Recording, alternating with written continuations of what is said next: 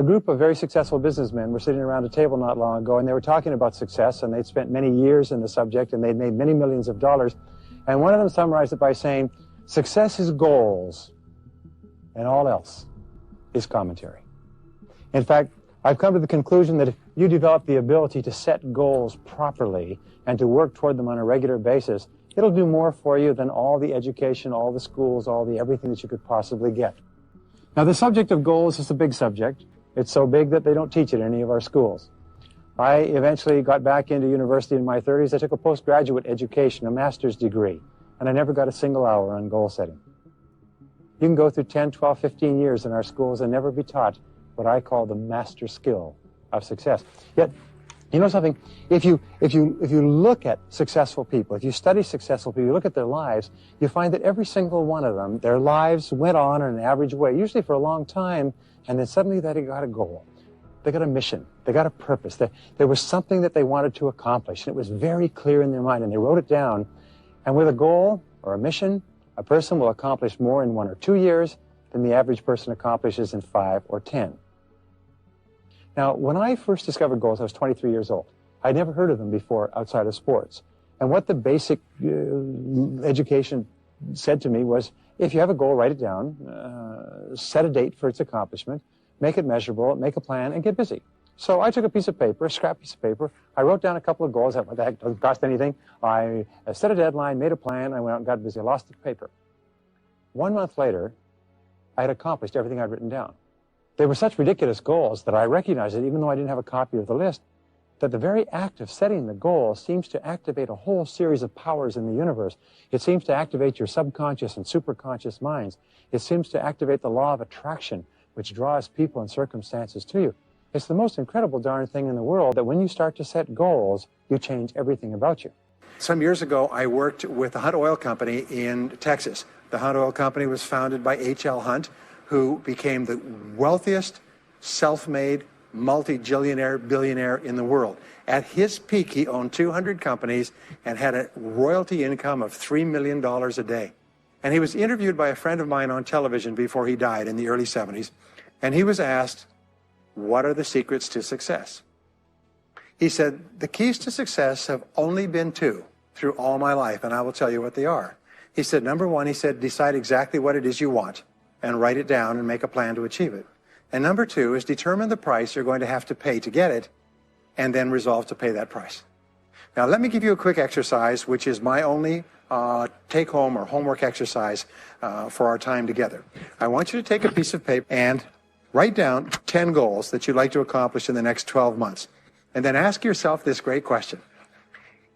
If you could only accomplish one goal on this list, but you could accomplish it within 24 hours, which one goal would have the greatest positive impact on your life?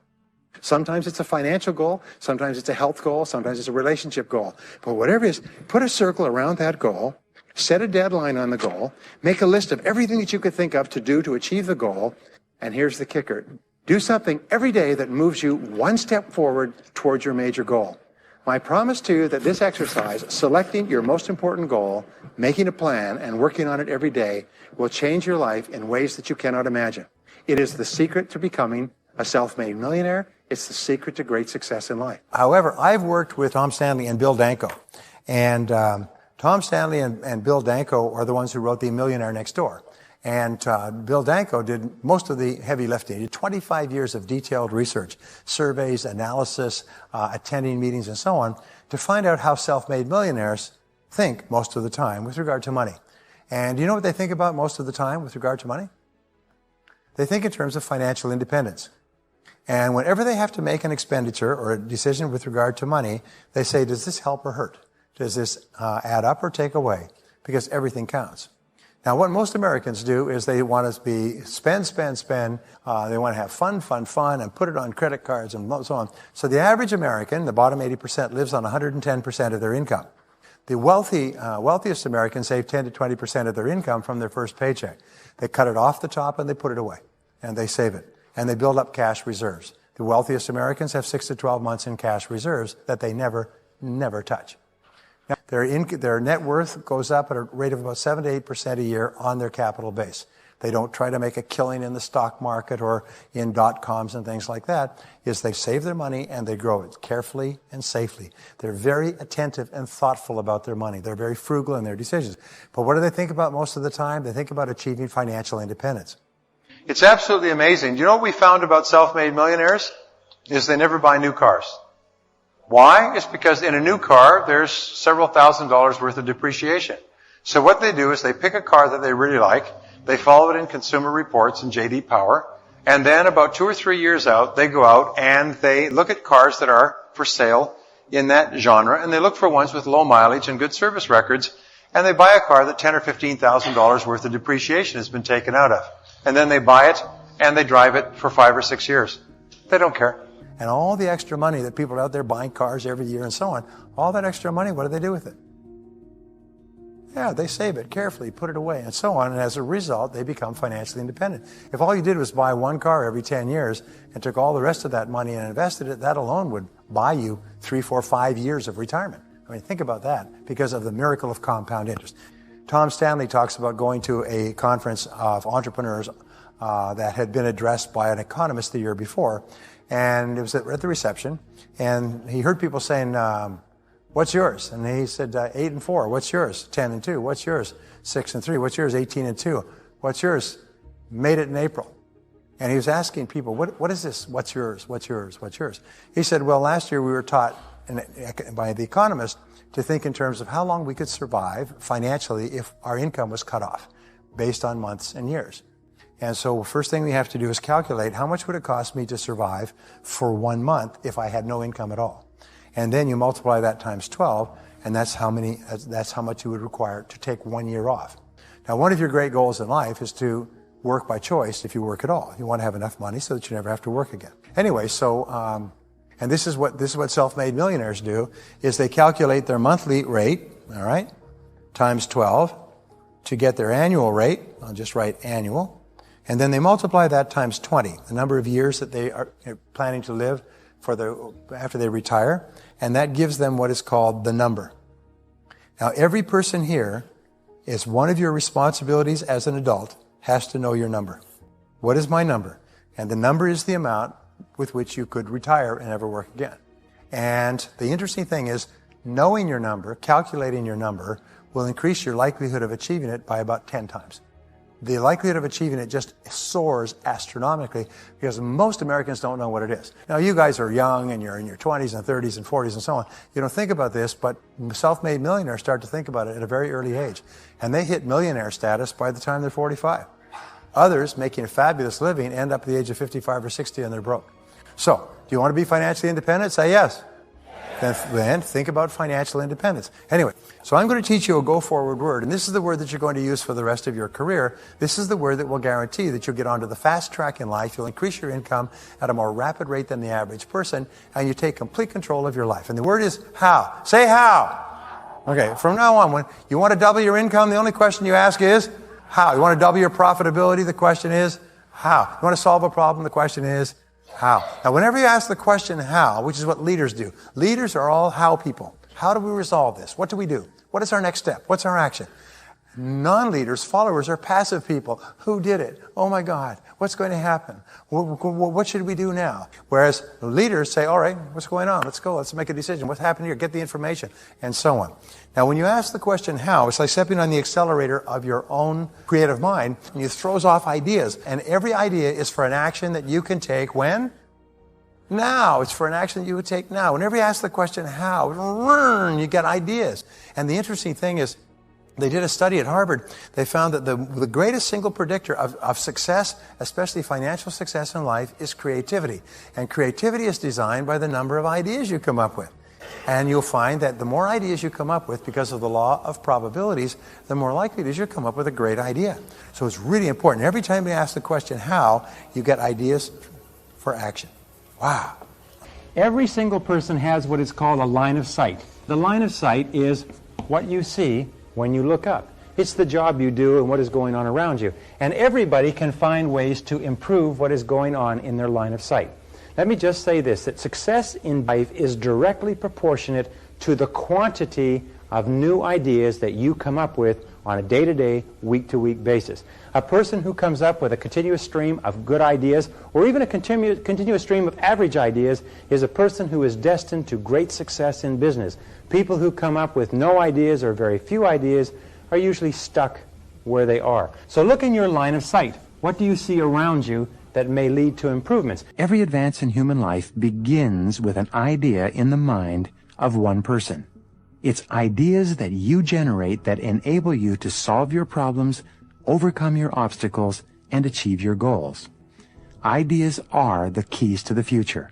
It's hardly possible for you to achieve anything of note except to the degree to which you think and do something new and different from what's been done before. All it takes is a small innovation to lay the foundation for a fortune and great success in life. Ideas are a mode of transportation, a vehicle that you can use to take you from wherever you are to wherever you want to go.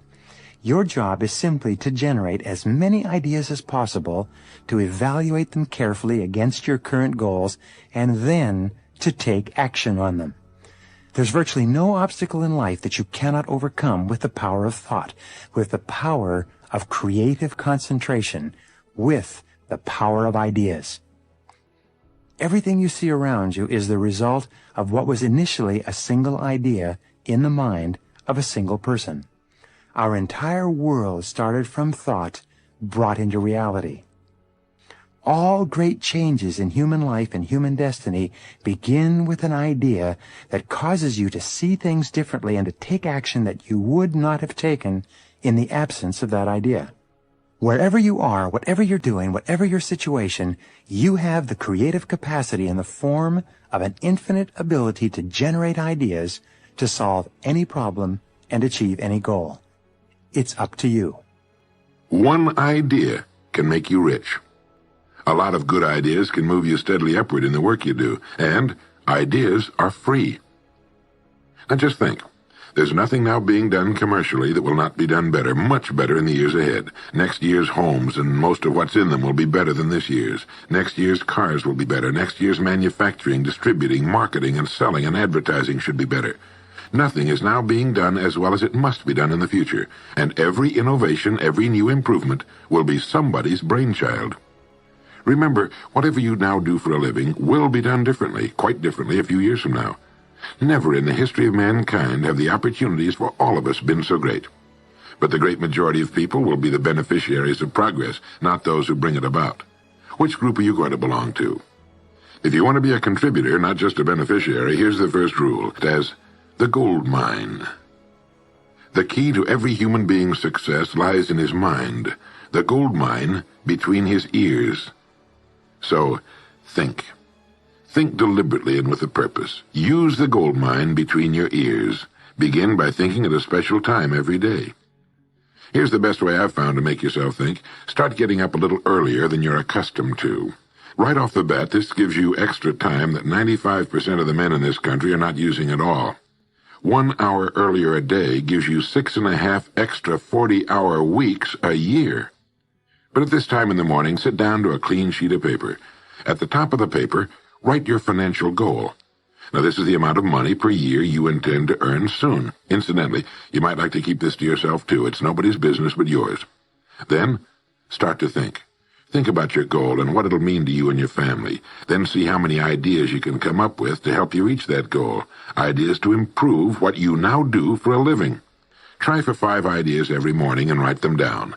And save those sheets of paper in a special idea file. Many, perhaps most of your ideas will be worthless, but some of them will be very good. A few will be excellent, and every once in a while you will come up with something really outstanding. You see, 5 ideas a day is 25 a week if you don't think on weekends. Now that's more than 1,000 ideas a year. One idea can get you to that income you're shooting for. Try not to think of things outside of your own line of work or whatever it is you're most interested in. To think well and profitably, you must discipline your thinking. Keep it on course, controlled, keep it in one field, specialize. Back during the Depression, a New York lumber dealer was growing rich while other lumber dealers were going broke. When asked how he did it, he said, every evening when I get home, I close myself up in a quiet room, sit in a comfortable chair, and ask myself, how will my business be conducted 10 years from now? Then I try to do it now.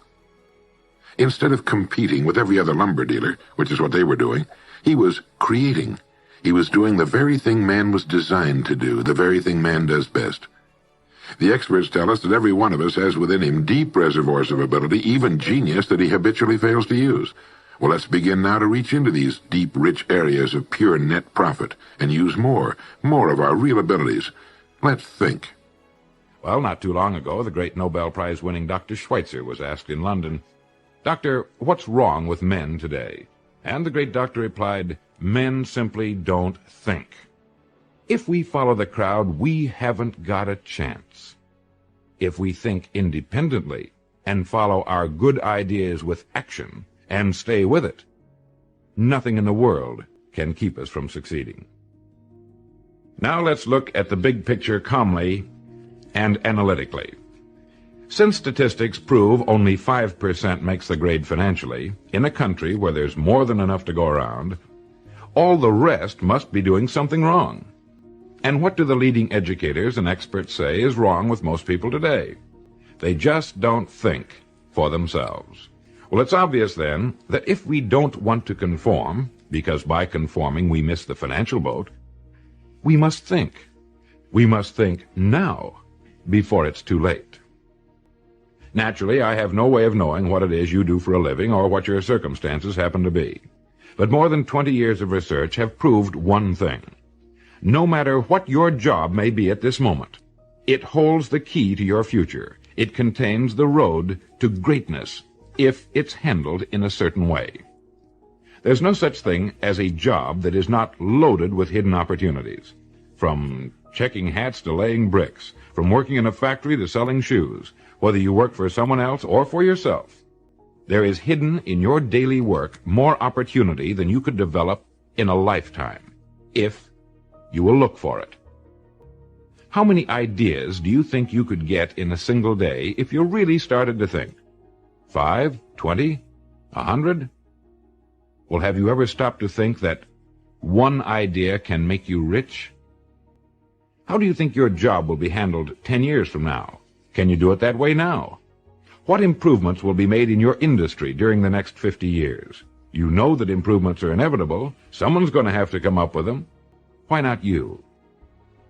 Your mind is a great and largely unexplored continent. You own it, and no one else can trespass upon it.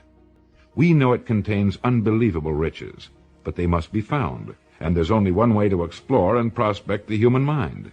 We must think. Like any other kind of prospecting, it takes time and dedication, but of this you can be absolutely certain. If you will begin to do your job as you have never done it before, and think constantly of ways in which it can be done better, you will immediately belong to the top 5%, and you will definitely get the ideas that will guarantee you a great future. Remember, no matter what it is that you are now doing for a living, it contains the key to greatness if you will only look for it until you find it.